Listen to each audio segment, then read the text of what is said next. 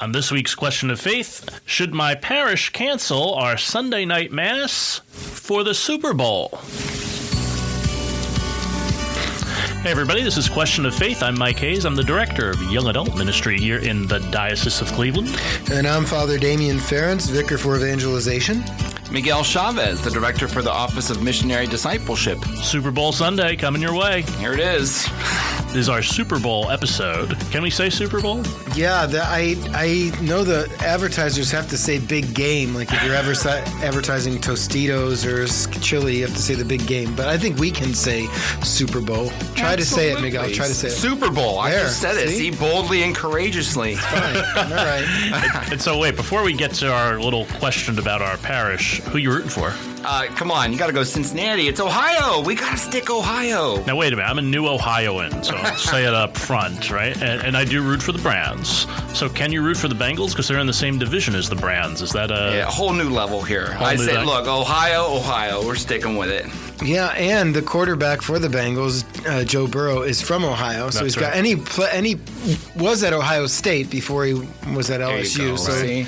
But I also think I like the stories, and Matt Stafford's story is great. He struggled in Detroit as a very good quarterback on a very bad team for a long, long time. So his window for success isn't very wide or long. So if he doesn't win this year, it might be hard for him to win. So I would like to see Stafford do well.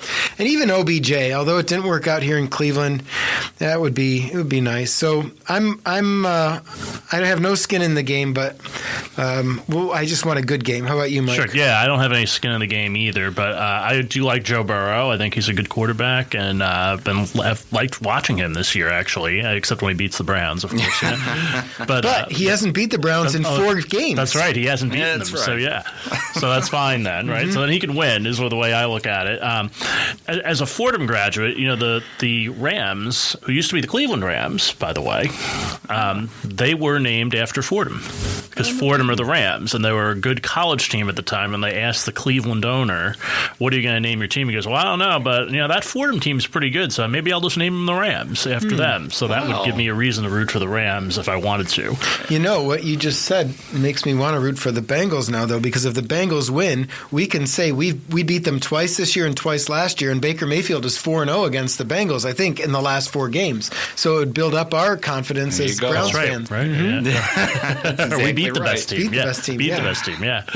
So I think I'll go Ohio though, and I'll root for the Bengals. There we go. All right, Mike. All right. So that's the small question. The bigger question is, okay, so I'm at a parish, and they've decided to cancel their Sunday night Mass. So someone wrote in today that my parish canceled my Sunday night Mass. Is this an okay thing to do? Anybody have any experience with this so far? I would say it would depend upon your parish and upon the attendance at Mass. So my first assignment, I was down at St. Mary's in Hudson. That was the biggest Mass for the parish. And back in the day, you'd get 700 to 900 people at that Mass. Wow. So you would never cancel that Mass for Super Bowl Sunday because so many people came to it. And it was a last chance Mass for a lot of folks, too. And what time was it? It was 5:30. 5:30, okay. Mm-hmm. Yeah.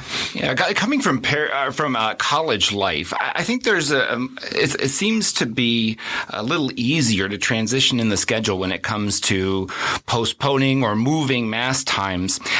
I have a real issue. I'm not a fan of canceling or altering Mass times at a parish, especially in the evening. I mean, Father, you mentioned this could be the last chance Mass. Mm-hmm. Well, that's critical.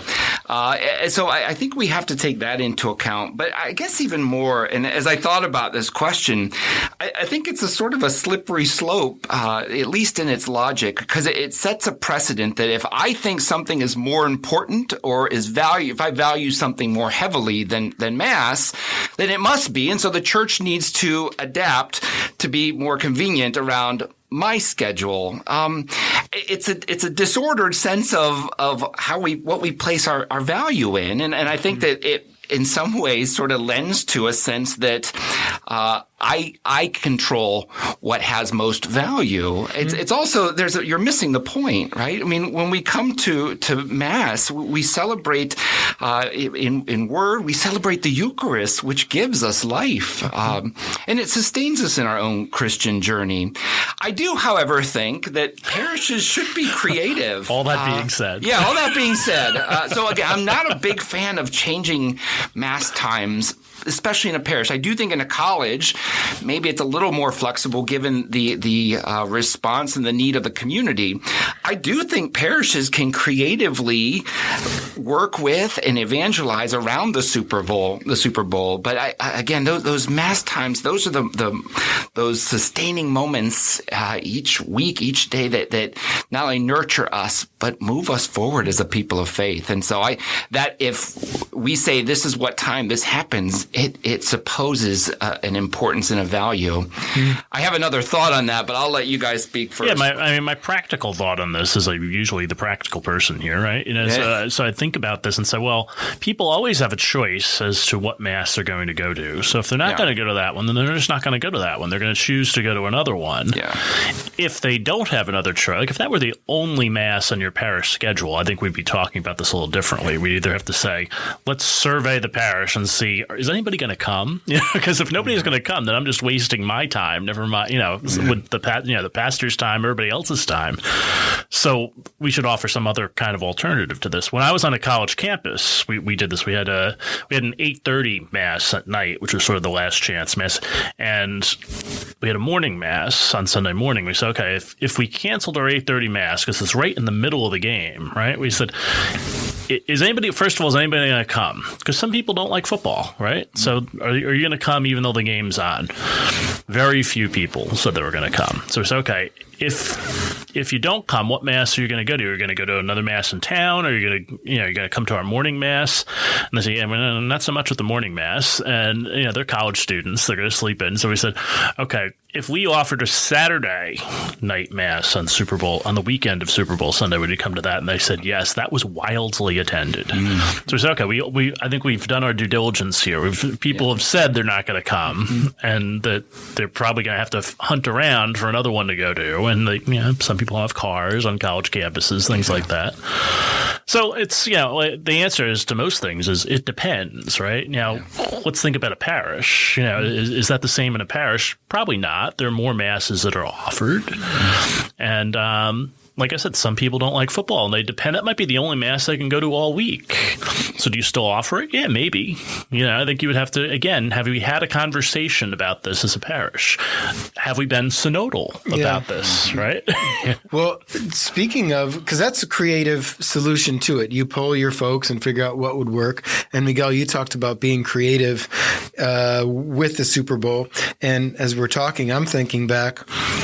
What we used to do with our teens would be have the Super Bowl party as the life night. So right after Mass, we go down and we'd have, hot dogs and wings and wing dip and all the kind of things. And in fact, the day that wardrobe malfunction happened with Janet Jackson and Justin Timberlake, I'm watching this with all my teens. There's 100 teens from St. Mary's Hudson down there.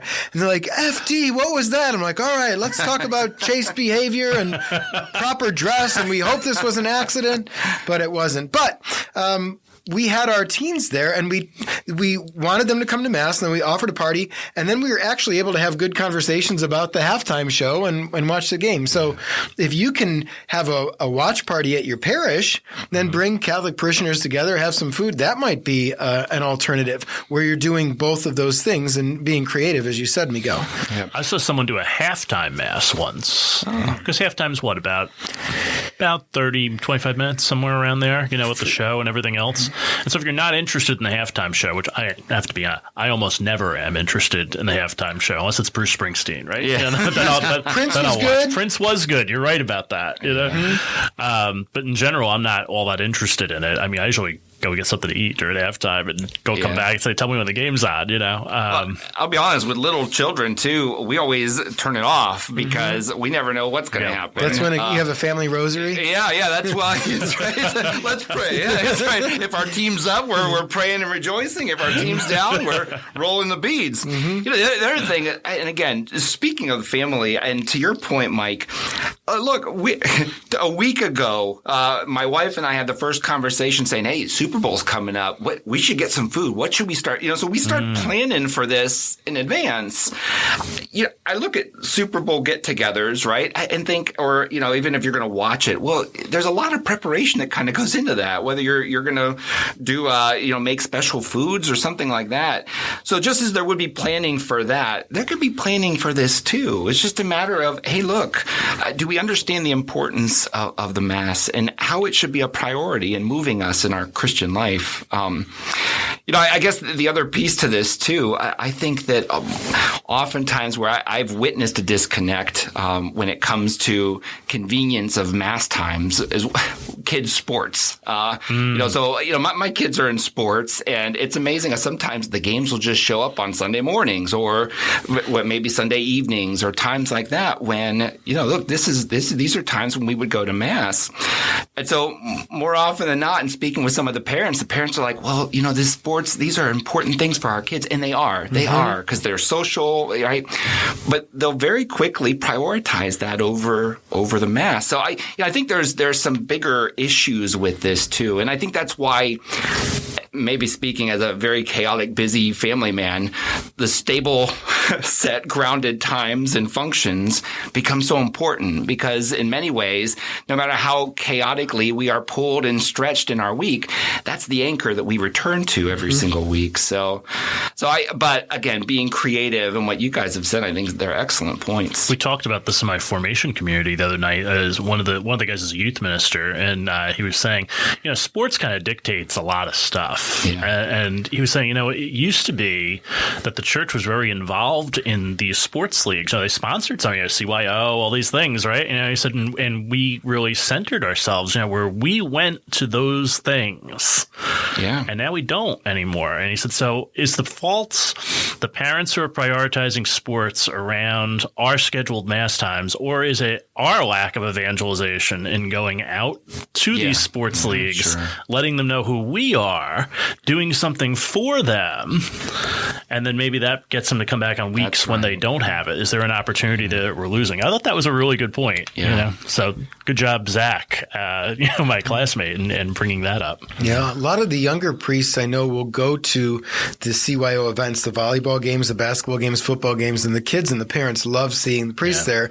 And maybe if they weren't at Mass, they'll think, oh, the father came to this, so we could come there. So this going out is really important. I should also say, too, in our diocese, I think it's still the policy, CYO games are not allowed to start until after 1 p.m. on Sunday, so that the morning is for worship and for family time, which is pretty cool. Yeah, that's a good rule to go by. I was the chaplain of the rowing team at Canisius College, women's rowing.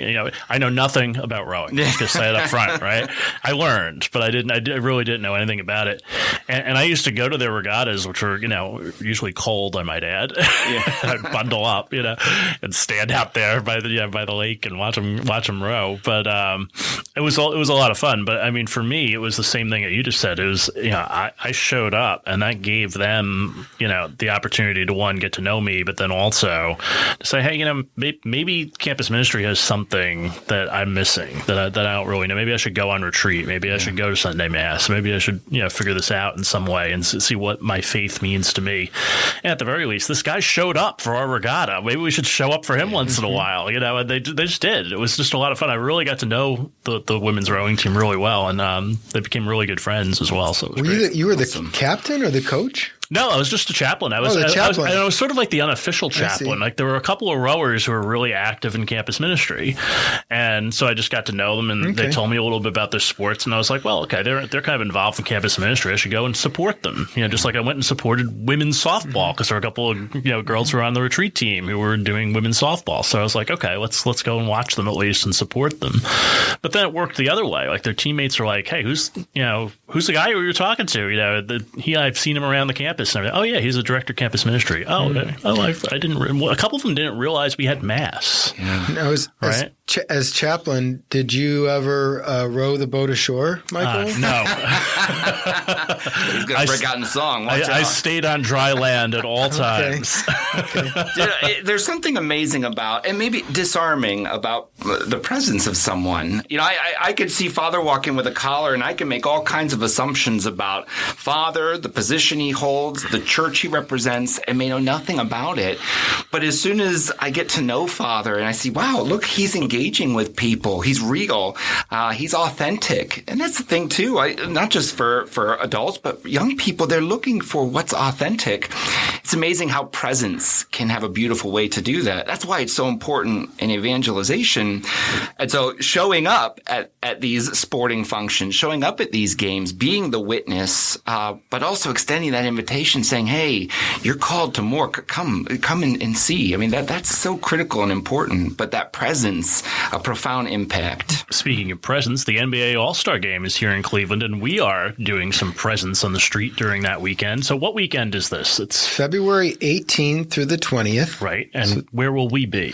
We will be outside the cathedral on the sidewalk, not on the construction side of the fence, but on the opposite side of the fence, along with, young adults, youth with their youth ministers. Some of the seminarians are coming down, and we're going to be doing sidewalk ministry. We have a banner that's going to go across the cathedral. It says, the Diocese of Cleveland welcomes you, a bunch of stars on it, for All-Star Weekend. And we're hoping to use that again when the Cavs beat the Golden State Warriors. That's right. Being down 3-1 in the 2022 NBA championship this summer. It'll be great. Have another parade down East 9th. Put the banner back up.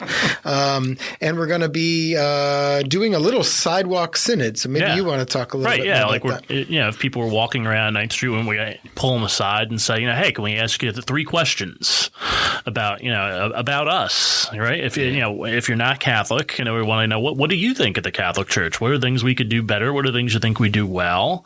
If you are Catholic, hey, what have your experiences been with the church? And so it'll be short answers. We won't take a lot of your time. You'll get a little gift, a little parting gift for your trouble. Let them know. Yeah, let them know. Hashtag let them know, which is the Cavs hashtag this year, right? Mm-hmm. It's a good hashtag for evangelization. Absolutely. And also, we'll, in addition to those questions, to ask people in the street, hey, is there something we could pray for with you? Do you have a question for our podcast?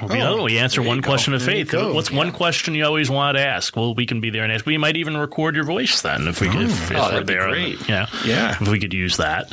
And then, also coming up in March, we might as well plug this ahead of time. We have our night of confession. So all our churches are open for confession on the March 16th from 5 to 8 p.m. Mm-hmm. Right.